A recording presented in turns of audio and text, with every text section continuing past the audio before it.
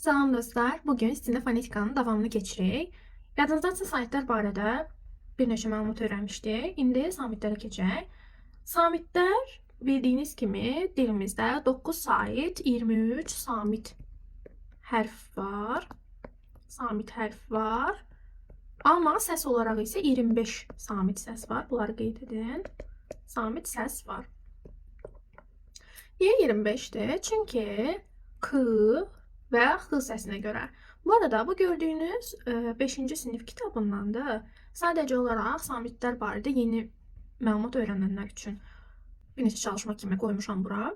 Bu videomuzda nələr öyrənəcək? Daha doğrusu samitlər hissəmizdə. Ola bilər ki, bu video 1-2 hissəli olsun. Samitlərin bölünməsini öyrənəcəyik. Yəni kar və cingiltili samitlər. Sonra k hərfinin tələffüzünü öyrənəcəyik. Bu bizim planımızdır. Sonra q hərfinin tələffüzünü öyrənəcəyik. Sonra quru samitli sözləri öyrənəcəyik. Birisi ki, onlar da eyni cinsdə və müxtəlif cinsdə ola bilər. Bir də bıcı dıqı samitlərini öyrənəcəyik. Bunu da plan kimi istəsəniz dəftərinizə yazın. Yəni sırayla bunları öyrənib bitirəcək və samitlər bitəcək. Gəlin birinci samitlər haqqında öyrənək. Samitlər nədir və samitlərin bölünməsi. Saitdə bilirsiniz ki, tələffüz olunarkən maneəyə rast gəlinmir. Amma samitlərdə isə müəyyən bir maneə var. Maneəli və küylü səslərdir. Yazırıq. Samitlər maneəli və küylü səslərdir. Siz səliqəli yazın, ardıcıl səslərdir. Maneəli və küylü.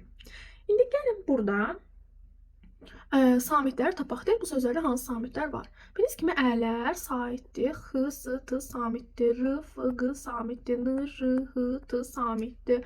Aşağıdakı sözlərin yazılışında hansı səhv və yol verilib? Videonu dayandırıb özünüz o səhvi müəyyən edin. Sonra videonu təzədən açıb mənim düzəltdiklərimə baxarsınız. Bilirsiniz ki, kənd yox, kənddir. Hoppanmaq yox, hoppanmaqdır. Yəni bunlar deyilişdə əslində deyilişi bizə veriblər. Amma burada düzgün yazılış olmalıdır. Bitki yazılır. Amma deyilişdə bitkidir o heç. Çəkic olmalıydı. Amma deyilişdə çəkicdir o heç. Samitlər arasında yoğunluğu müəyyən edin. Baxın, p-ya ən yaxın b-dır, t-ya d-dır, ç-ya c-dır, k-ya g-dır. Görürsünüz, səsdə də bir yaxınlıq var. Amma samitlər bilirik ki, kar və cingiltili olmaqla 2 yerə bölünür. Baxın, bunu yazın. Azərbaycanda samitlər kar və cingiltili olaraq 2 yerə bölünür. Deməli, kar samitlər bunlardır. Bunları öyrənməlisiniz. Cingiltili samitlər bunlardır. Ş-nın qarşılığı j-dır, f-da v-dır, digərləri də belə davam edir. Burada çıx qoyulanlar, yəni cingiltili samitlərdən h-nın cingiltili qarşılığı yoxdur. H-ya biz boğaz samiti də deyə bilərik. Boğaz samit istəsəniz qeyd edin. H-boğaz samiti yazın. Sonra burada da l-m-n-r-nın gördüyünüz kimi qarşılıqları yoxdur. Bunlara sonur samitlər deyilir. M-n-ya burun samitlər deyilir. Çünki m-n deyəndə burnumuz hərəkət edir. K, x bunu izah elədim bayaq. K ilə k-nın fərqini bilirsiniz. Məsələn, kağız deyəndə k-dır, kapitan deyəndə k-dır. İndi bura baxaq.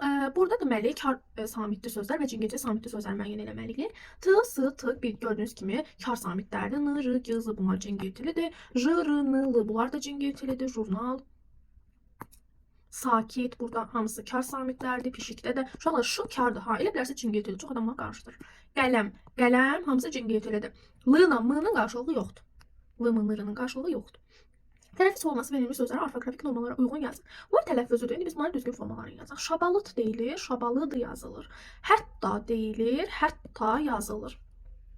Diqqət deyilir, diqqət yazılır. İstəsəniz bunları yaza bilərsiniz. Yəni məsələn şabalıt deyilişi tire şabalıt, hətta deyilişi tire hətta, diqqət deyilişi sonra tire qoyub diqqət. Yəni belə yaza bilərsiniz. İpək. Baxın, ipəkdir. İpək demirik. O heç ipək kimi ipək deyir ki. İpək deyirik də. Prosta ki, y-nın yerinə x yazırıq. Yəni y-nın qarşılığını yazırıq həmişə tələffüzdə. Y olanda diqqət edin. Amma yazılış ipəkdir də. Bunu bilirsiniz. Fişəng, fişəng, hoppanmaq, hoppanmaq. Kəskin deyilir, kəskin.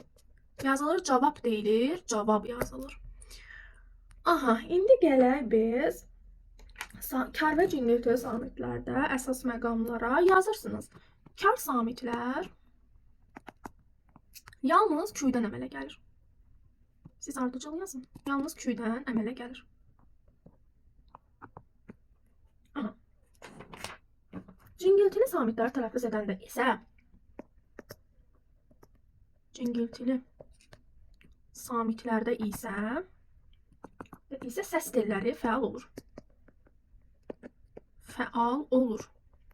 Karda küydə nə mənə gəlir? Cingiltidə səs. Baxın, küy. Cingilti samitlərdə həm küy var, həm də cingilti var. Yazırıq. Həm küy var, həm cingilti var.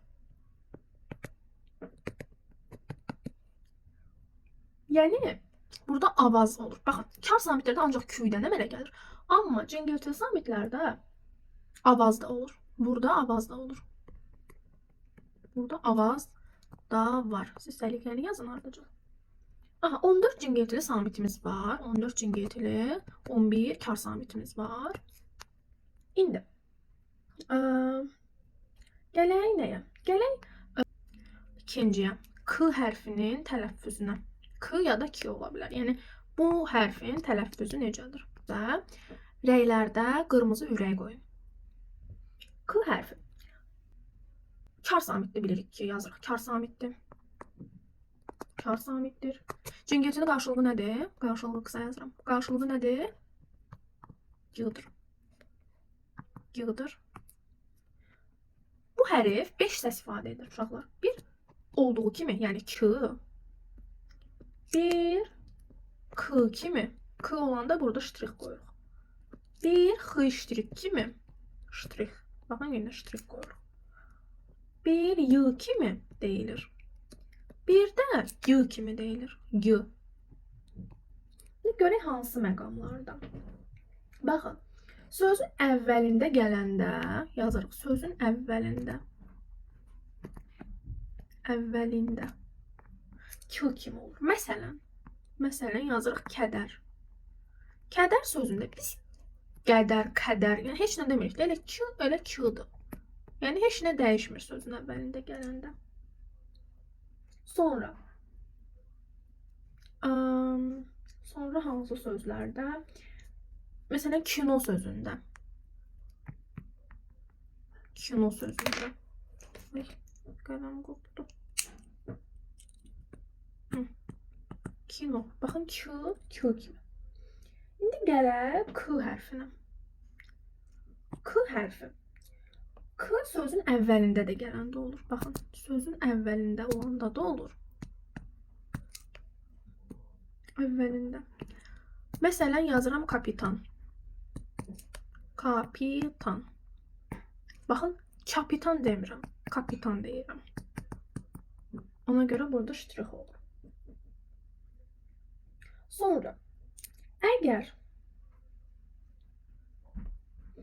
sözün ortasında, baxın, bu çox işlənmə qaydası var əslində, bunu xışdırıq kimi.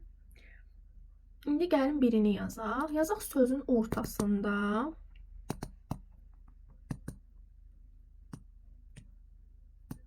Sözün ortasında incə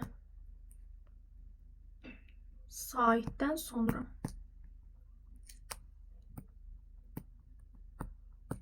Məsələn, deyək ki, sözün ortasında, məsələn, ürəkdən sözü.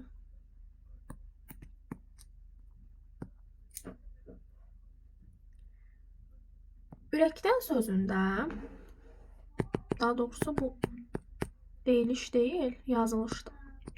İndi deyilişə baxırıq. Ürəkdən sözündə, baxın, ürəkdən deyirik. Ürəkdən. Ürəkdən. Y-ni yazmıram. Y-nın yerinə nə yazacağım? X-dırıq yazacağım. Y-nın kar qarşılığını. Əslində tamamilə incə saitlər deyil. Yəni, adətən elə olur da. Yəni, belə desə, Y səsi eşidildikdə. İstəsəniz bunu silin. Yazaq, Y səsi eşidildikdə.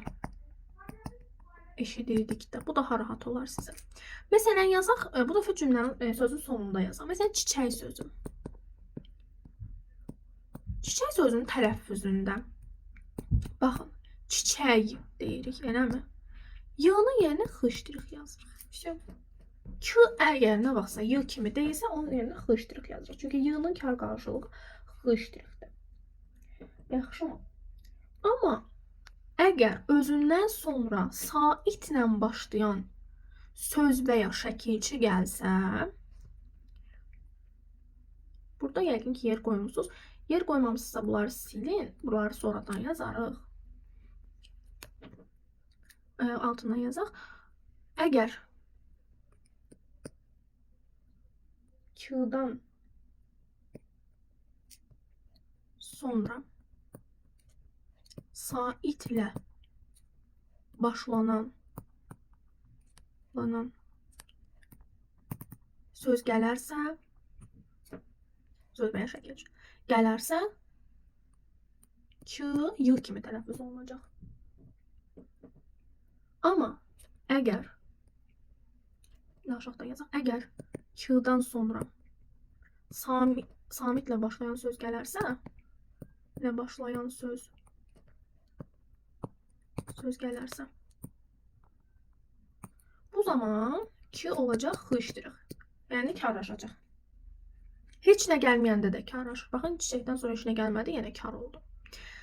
Amma saitlə başlayan söz gələndə heç bir təsiri olmur, karlaşmır. Y kimi, elə Y deyirik, Y kimi də qalır.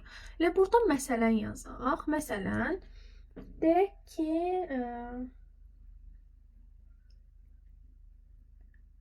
məsələn, köynək almaq. Burada görürsünüz ki, Q-dan sonra saitlə başlayan söz gəlib. Bunu necə tələffüz eləyərik? Köynək almaq, eləmi? Y olduğu kimi qalacaq. Karlaşmayacaq. Almaq. Q-dan sonra samitlə başlayan söz gələrsə, karlaşır. Məsələn, samitlə başlayan söz deyil. Köynək rəngi. Köynək rəngi. Bunu necə tələffüz edərik uşaqlar? Q-dan sonra samitlə başlayan söz gəlirsə, Q nə olacaq? Karlaşacaq. Keçəcək, xışdırıq olacaq. Yəni, köynək, yenə deyəndə köynək rəngi. Y yox, xışdırıq karlaşdı. Çünki samitlə başlanan söz gəlir. Rəng. Məncə, başa düşdünüz. İndi gələk, burada dördüncünü bir də aşağıdan yazaq. Bayaq onun sırasından geldik. Y kimi nə zaman tələffüz olunur? Bura bir ox çəkirik. Y-nı izah elədim burada. Özündən sonra saitlə başlanan söz və ya şəkilçi gələrsə. Bunu izah elədim. Ox çəkdinizsə, biləcəksiniz. Beşinci nə idi? Beşinci G kimi. G kimi nə vaxt istifadə olunur? Deməli, məsələn, qoşa samitlərdə daha çox bu var. Yazaq ki, G kimi. Qoşa Q gördükdə.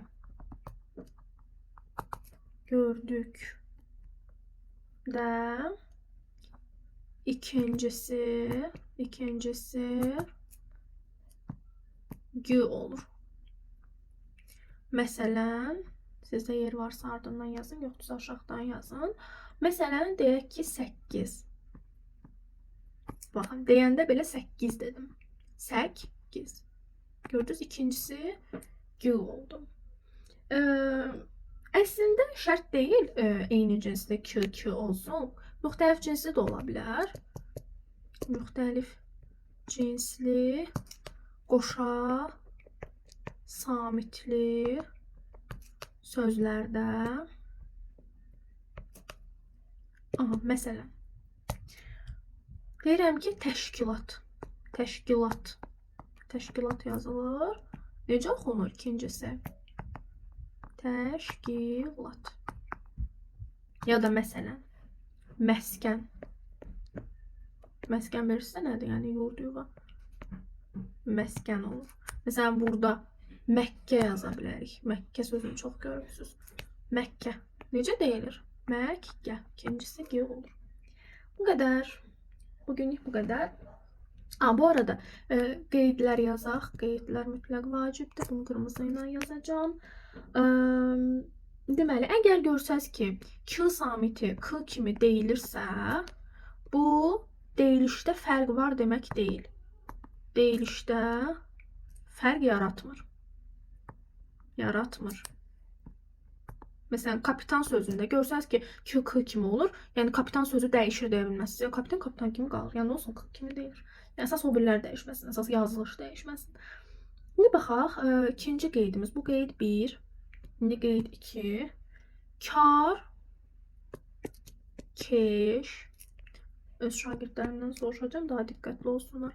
Burada k, g-ya belə bir xətt çəkirsiniz. K, g olmur qətiyyən. Məsələn, ən çox qabağımıza çıxan sənətkar. Uşaqlar, heç vaxt sənətkar deyə bilmərik. Sənətkar deyə bilmərik.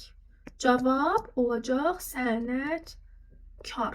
Baxın, mən necə x çəkirəm, siz də elə çəkin. Sonra keşə də deyək, zəhmətkeş. Uşaqlar, zəhmətkeş deyə bilmərik.